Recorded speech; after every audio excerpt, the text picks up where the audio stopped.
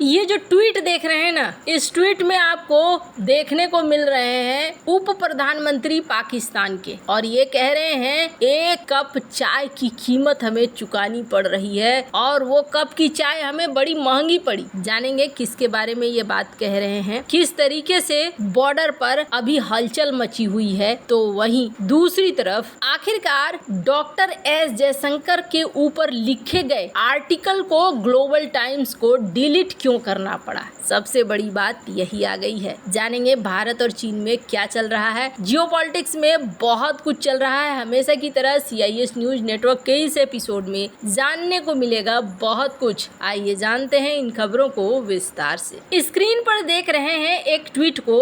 दरअसल ये कौन है? ये है इसाक डार, जो कि उप प्रधानमंत्री हैं इस समय पाकिस्तान के, और इन्होंने एक प्रेस कॉन्फ्रेंस में, और वो भी ब्रिटेन पहुंचे हुए हैं, ब्रिटेन में एक प्रेस कॉन्फ्रेंस में ये बोल रहे हैं कि 3 स्टार वाला गया था और 3 स्टार वाले ने 1 कप चाय पी थी और 1 कप चाय की कीमत हमें बहुत भारी पड़ी। अब ये किसकी बात कर रहे हैं? स्क्रीन पर एक तस्वीर देखिए, ये बड़ी फेमस तस्वीर है और उस वक्त भारत को चिढ़ाने के लिए इस तस्वीर का इस्तेमाल कुछ ज्यादा किया जाता था। इस तस्वीर में उस समय के ISI चीफ फैज हमीद दिख रहे हैं और उनके हाथ में 1 कप चाय है और बड़ी चुस्की लेकर ये 1 कप चाय पी रहे हैं। आखिरकार ये भारी क्यों पड़ा? तो इन्होंने यहाँ पर फिलहाल अफगानिस्तान और पाकिस्तान के बीच जो चल रहा है उस मुद्दे को लेकर कहा कि आखिरकार इमरान खान सरकार को एक डील करनी पड़ी थी इस चाय के लिए, और ये डील हमें बहुत ज्यादा भारी पड़ी है। दरअसल हो क्या रहा है, पिछले 48 घंटे से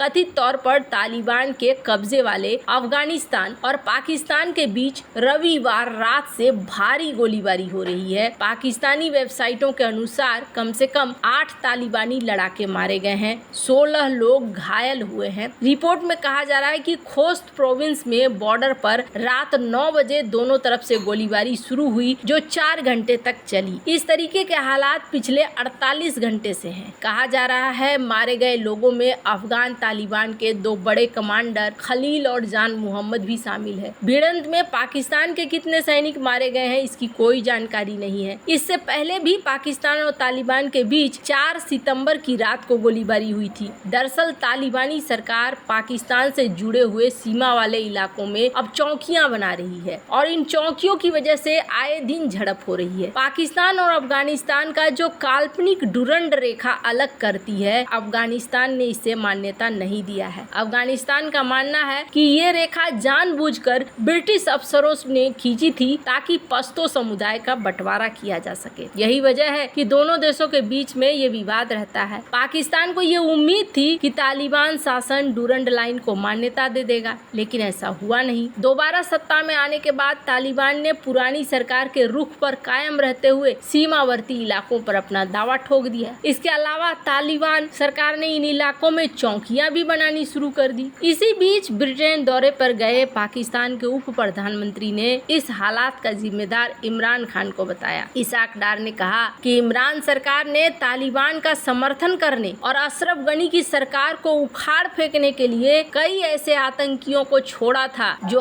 आज अपने ही देश के लिए मुसीबत बन चुके हैं। उन्होंने कहा कि ये आतंकी ही बलूचिस्तान में पाकिस्तानी सैनिकों को निशाना बना रहे हैं। डार ने लंदन स्थित पाकिस्तानी उच्चायोग में शनिवार को प्रेस कॉन्फ्रेंस में बिना नाम लिए एक 3 सितारा जनरल का जिक्र किया। डिप्टी PM ने कहा कि 1 कप चाय पीने के लिए काबुल गए एक 3 स्टार जनरल के फैसलों ने देश को काफी नुकसान पहुंचाया है। हम उस 1 कप चाय की कीमत चुका रहे हैं। कहा जा रहा है जनरल हामिद को लेकर ये टिप्पणी की जा रही है, जिसमें उन्हें चाय पीते हुए देखा गया और उस समय जब पत्रकार ने पूछा था क्या हालचाल, क्या होगा आगे, तो इन्होंने कहा सब ठीक हो जाएगा, टेंशन मत लो। लेकिन बाद में टेंशन घूम फिर कर टोकरा भरकर पाकिस्तान के सामने आ गया है। तो अब ये चाय बड़ी महंगी प्रतीत हो रही है। खैर, जहां एक तरफ ये सब कुछ चल रहा है तो वहीं दूसरी तरफ चाइना का जो सरकारी माउथपीस है, अक्सर सरकार जो कहना चाहती है वो ग्लोबल टाइम्स के माध्यम से ही कहती है। उसने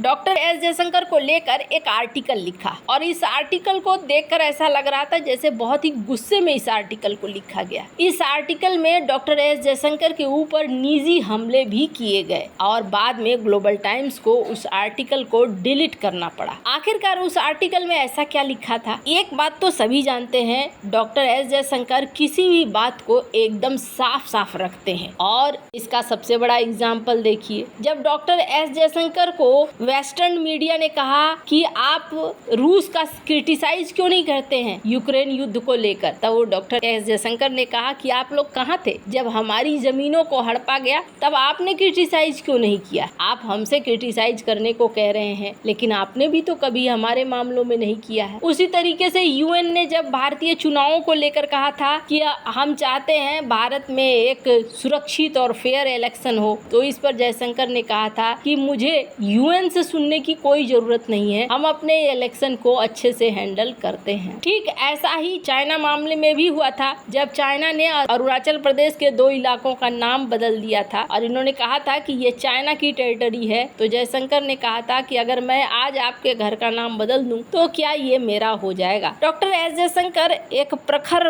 वक्ता के रूप में अपनी बात एकदम सीधे सीधे रखते हैं और ट्रूथ बम हमेशा फेंकते हैं, यानी कि एकदम से सच वाला बम निकाल कर सामने रख देते हैं। और इसकी तारीफ खुद ग्लोबल टाइम्स ने भी पहले की है। स्क्रीन पर देखिए, ग्लोबल टाइम्स ने जयशंकर के एक स्पीच को लेकर कहा था कि चाइना में ये बहुत वायरल है। जून 2022 में ग्लोबसेक फोरम में डॉक्टर एस जयशंकर ने एक बयान दिया था। दरअसल इस बयान में यूरोप के पत्रकार भारत को घेरना चाहते थे। ये बात इन्होंने भी लिखा है कि 28 मिनट तक तो भारत को घेरने के लिए क्रिटिसाइज करने की कोशिश किया जा रहा था कि रूस से आप व्यापार करते हो, रूस से आप ये करते हो। ये खुद भी इस बात को लिखते हैं कि डॉक्टर एस जयशंकर जैसे शख्स को इन्होंने ग्रिल करने की कोशिश करी, लेकिन डॉक्टर एस जयशंकर ने बहुत ही तगड़ा अंदाज में जवाब दिया और इन्होंने कहा कि आपकी समस्या सबकी समस्या है, लेकिन सबकी समस्या आपकी समस्या नहीं है, आप कुछ इस तरीके से चलते हो। और डॉक्टर एस जयशंकर का ये बयान हमारे चाइना में भी बहुत ज्यादा वायरल हो रहा है। ये तारीफ इन्होंने खुद लिखी, लेकिन एक आर्टिकल इन्होंने हाल में लिखा